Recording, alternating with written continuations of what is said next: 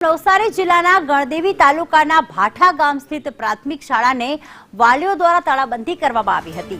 છેલ્લા 1.5 વર્ષથી આ શાળામાં આચાર્યની નિમણૂક ન થતા ગ્રામજનો જાણે વિફર્યા હતા। 174 વિદ્યાર્થીઓની આ શાળાના આચાર્ય છેલ્લા 1.5 વર્ષથી અમેરિકામાં સ્થાયી છે, જેના કારણે મુખ્ય શિક્ષકની જગ્યા ખાલી પડી છે।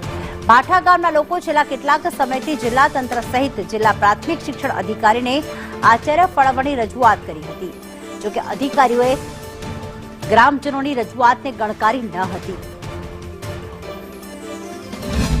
આજે અમે તાળાબંધી બધા વાલીઓ મળીને એટલા માટે જ કરી છે કે અમને મુખ્ય શિક્ષક મળવા પાત્ર છે, પરંતુ અધિકારીઓ અમને મુખ્ય શિક્ષક પૂરા પાડતા નથી। માટે બાળકોનું શિક્ષણ બગડે છે અને શિક્ષકો પણ હેરાન થાય છે, બાળકો પણ હેરાન થાય છે અને વાલીઓ પણ બધા પોતપોતાના કામ મૂકીને અહીંયા ભેગા થયા છે, પોતાનો સમય આપે છે। તો અમારી અધિકારીઓને એટલી વિનંતી છે કે તમે અમને મુખ્ય શિક્ષક પૂરા પાડે, અમને લેખિતમાં બાંહેધરી આપે કે અમને મુખ્ય શિક્ષક મળશે। વીક પહેલા એ વાલીઓ મને પણ મળ્યા હતા। એ આચાર્ય જે જયેશભાઈ કરીને છે, એ ગામનો જ આચાર્ય છે, વિદેશની અંદર ત્યાં બીજી રીતે જોબ કરી રહ્યા છે। એમણે સ્વૈચ્છિક નિવૃત્તિ માટે 2023માં એ એપ્લાય થયા હતા।